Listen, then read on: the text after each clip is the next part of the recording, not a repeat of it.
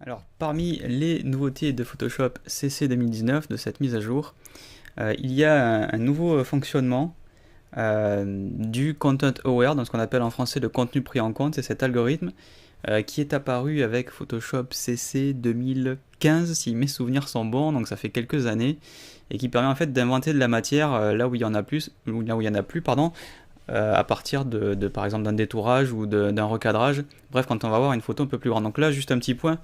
Je suis sur l'interface de Photoshop qui, vous le voyez, n'a pas changé. Il y a des nouveautés, mais c'est pas un nouveau Photoshop radical. Donc il n'y a pas lieu de se faire trop de soucis sur ce que vous avez appris sur les versions précédentes.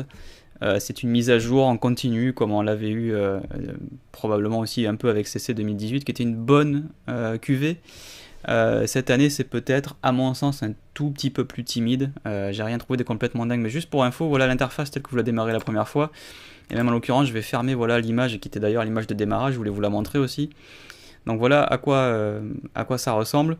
Ça, c'est le nouvel écran de démarrage qui est du coup aussi assez semblable sur les autres applications. Il y a vraiment un truc qui démarre quand vous lancez l'application.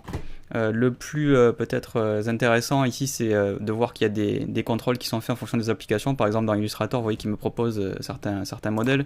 Dans Photoshop, j'ai les derniers fichiers ouverts. Et évidemment, on a au passage, puisque c'est les nouveautés, la sortie des actions qui sont, j'imagine là-haut, des actualités qui vont être poussées par Adobe, puisque maintenant le moteur du logiciel est connecté en permanence. Même si vous n'êtes pas connecté à Internet, ça va fonctionner, mais vous avez des contenus qui sont poussés grâce à votre connexion à Internet. Donc ici, en fait, bon, c'est l'interface par défaut. Quand on fait fichier nouveau, évidemment, on retrouve encore une fois cette boîte de dialogue qui est apparue depuis quelques versions, depuis CC 2015.5 ou quelque chose comme ça, et on peut remettre l'ancienne. Mais en tout cas, quand le logiciel démarre, on a vraiment une interface assez unifiée. Bref, là n'est pas le sujet.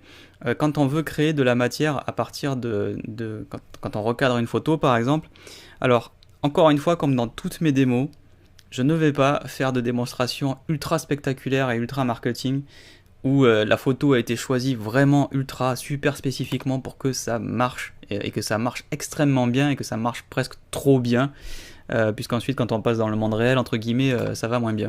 Donc je vais vous prendre une photo qui a été prise à Berlin et on va faire du contenu pris en compte et on va essayer de gommer les gens et vous allez voir que là je lui donne un exercice pas évident mais après tout c'est comme ça qu'on va le faire travailler donc pourquoi pas. Donc ici on a Camera Raw 11 avec le nouveau moteur de développement. Il n'y a pas énormément de choses de Camera Raw, j'ai fait une vidéo à part un peu plus loin, donc je vous invite à la consulter, mais on va pas s'attacher là-dessus, on va juste ouvrir directement l'image dans Photoshop.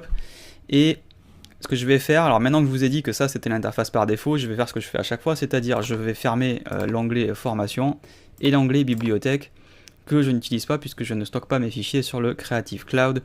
Je travaille avec Google Drive en l'occurrence, donc tout est stocké là-bas. C'est vrai que c'est pratique de pouvoir stocker des médias, de pouvoir stocker des logos, etc. en mode vectoriel. Ça peut m'arriver par certains projets de le faire, mais là en l'occurrence je ne vais pas le faire. Donc on va débloquer l'arrière-plan. Et par exemple, ce que l'on peut essayer de faire, c'est de voir si on a une sélection, par exemple au lasso. Et quand on va aller dans édition, et qu'on va faire remplissage d'après le contenu, on va avoir, vous le voyez, c'est ça que je voulais vous montrer, une nouvelle interface. Et en fait, ce que permet la nouvelle interface, c'est d'avoir une prévisualisation, vous le voyez, en direct de notre résultat. Et donc là, ça tombe bien, ça se passe pas parfaitement bien, mais bon, évidemment, ça fait une partie du boulot et ensuite, il faudrait que j'aille faire du clone. Mais voilà, encore une fois, je veux pas vous mentir. Sur du contenu pris en compte, on a vu tellement de démos où en un clic, ça effaçait tout, ça refaisait tout, ça faisait le café. Contenu pris en compte, c'est un très bon algorithme, mais il ne fait pas le café, en tout cas pas encore. Mais en tout cas, cette interface, elle est bienvenue. Pourquoi ? Parce que par exemple, on peut lui demander d'exclure certaines zones. Là, vous voyez que j'ai le mode soustraction qui est sélectionné par défaut. Le but, c'est quoi ? C'est d'avoir un pinceau d'échantillonnage qui dit, il y a certains trucs, je veux pas que tu les prennes en fait. Je veux pas que tu ailles là-dedans pour essayer de deviner la zone d'échantillonnage. Donc en gros, toute la matière qui est susceptible d'aller pour ces personnages, c'est certainement pas les fenêtres du bâtiment et l'architecture. C'est clairement pas ça. Donc on le force à recalculer avec ce qu'il a autour de lui. Et même en l'occurrence, ici, ce qu'on pourrait lui dire, c'est de ne prendre qu'une partie. Par exemple, cette partie-là, et même à droite des personnages, il y a des galets qui sont un peu différents, donc voilà, je vais juste lui dire d'évaluer là-dessus. Et bon, alors c'est jamais complètement parfait du premier coup, et ce qui est assez étonnant, c'est qu'évidemment, dès qu'on lui demande de recalculer, on a toujours des résultats qui varient un tout petit peu. Mais ça vous permet au moins de visualiser votre travail. Et avant, ce qu'on faisait, c'était qu'on revenait en arrière, on recommençait, on changeait un petit truc, on recommençait, et c'était au petit bonheur la chance. Alors, il y a toujours une part de petit bonheur la chance, vous le voyez. On voit qu'on peut définir la prévisualisation de ce qui va échantillonner, vous pouvez changer la couleur, etc. Et on peut lui demander de faire une adaptation des couleurs avec différents modes. En gros, est-ce que c'est plus ou moins travaillé? Alors, on va être honnête, pour l'instant, dans la pratique de tout ce que j'ai essayé, j'ai pas vu des résultats ou de passer à genre supérieur, ça a marché du premier coup. C'est surtout dans la façon dont la texture qui est rajoutée va être analysée et réinjectée sur la nouvelle zone. On peut aussi faire une adaptation de la rotation, donc si jamais la zone que vous souhaitez cloner est faite à partir d'une zone où il y a eu une légère rotation, ça va pouvoir se faire ici. Donc ici, si on fait échelle et miroir, on va pouvoir évidemment jouer sur le fait que certaines choses entre ce que vous samplez, ce que vous échantillonnez, ce que vous clonez, vont changer de sens. Et donc il va automatiquement analyser ça pour que le résultat tienne compte de l'échelle ou du miroir. Ici, c'est pas mon cas, mais ça peut valoir le coup. Par exemple, vous voyez que quand on met échelle, il vous fait ce qu'il faut pour mettre à l'échelle. Par exemple, les briques ici dans son exemple, il les met à l'échelle pour que ça corresponde. En l'occurrence, moi, ça peut être pas mal, vous voyez, de faire échelle parce que du coup, les petites briques qui sont en bas, alors les petits pavés plutôt, on va zoomer, et bien du coup, il les garde à l'échelle. Encore une fois, c'est pas parfait, mais on voit que ça donne un meilleur résultat. Alors je sais que je fais des démos, je vais le répéter encore une fois, mais je vous donne ici une photo, c'est exactement ce que j'aurais fait, c'est exactement ce que nous aurions fait, je pense tous, quand on aurait voulu enlever ces personnages. Soit on se frappe tout, entre guillemets, au tampon, soit on essaie le contenu pris en compte et on se dit, allez, au petit bonheur, j'y vais, il va peut-être arriver à faire un miracle. Et des fois, ça marche bien quand même. Et ensuite, il faut faire son travail de graphiste et de truqueur pour rattraper tout ça. Donc, je vais pas vous prendre un truc qui se fait en un coup, parce que c'est mentir et mes formations ne sont pas...